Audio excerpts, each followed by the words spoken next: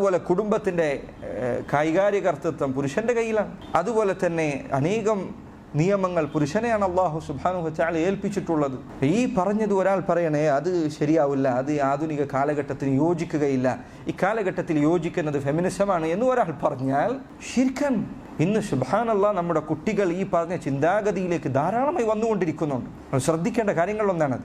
ഈ പറയുന്ന ഫെമിനിസ്റ്റ് ചിന്താഗതിയിലേക്ക് കുട്ടികൾ അവരുടെ ഉമ്മമാരോട് ചോദിക്കാൻ പോയിട്ട്, ഉമ്മ പിന്നെ നിങ്ങൾ കല്യാണം കഴിച്ചതിന് ശേഷം നിങ്ങളെ സ്വപ്നങ്ങളൊക്കെ മാറ്റിവെച്ചില്ലേ, പിന്നെ നിങ്ങൾക്ക് ആഗ്രഹങ്ങൾ ഉണ്ടായിരുന്നില്ലേ? നോക്കണം, ഫെമിനിസം ശരിക്ക് കുടുംബങ്ങളെ തകർക്കുന്നതാണ്.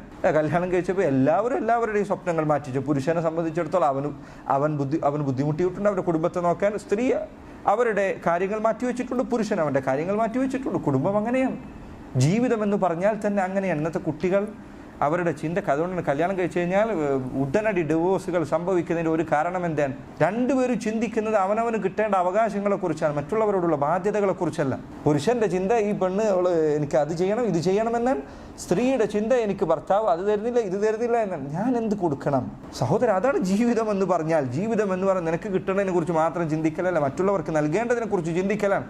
അപ്പോൾ ജീവിതമാകുന്നത്. ഇന്ന് സഹോദരങ്ങളെ, ഈ പറഞ്ഞ പാശ്ചാത്യ ചിന്താഗതികൾ നമ്മുടെ കുട്ടികളെ നശിപ്പിച്ചുകൊണ്ടിരിക്കുകയാണ്. അവർ ചിന്തിക്കുന്നത് ഇതിനെക്കുറിച്ച് മാത്രം. വിവാഹത്തിലേക്ക് പ്രവേശിക്കുമ്പോൾ അവരുടെ ചിന്ത ഈ പറഞ്ഞ കാര്യങ്ങളിലാണ്. വേറെ ചില ആളുകൾ 30 വയസ്സ് 40 വയസ്സ് ഞാൻ ജോലി എടുക്കട്ടെ എന്നിട്ടൊക്കെ കല്യാണം ആലോചിച്ചാൽ മതി, അതുവരെ തോന്നിയതുപോലെ ജീവിക്കുക, എൻ്റെ ഫ്രീഡം നശിക്കുമെന്നാണ് ആളുകൾ പറയുന്നത്. എന്തിനുള്ള ഫ്രീഡം? ഹറാം ചെയ്യാനുള്ള ഫ്രീഡം, അല്ലാതെ എന്താ? എന്തുള്ള ഫ്രീഡമാണ്? സുബ്ഹാനല്ലാഹ്. ശരിയാണ്, നീ കല്യാണം കഴിച്ചാൽ നിനക്ക് ബാധ്യതകളുണ്ട്, അത് ജീവിതം അങ്ങനെയാണ്. നിനക്ക് കുട്ടികൾ ഉണ്ടായാൽ ശരിയാണ്, നിനക്ക് എല്ലായിടത്തും അങ്ങോട്ട് പോലും പണ്ട് പോയിരുന്ന പോലെ പോകാൻ പറ്റില്ല. നിന്റെ കുട്ടികളെ വളർത്തുക എന്നത് നിന്റെ ബാധ്യതയാണ്.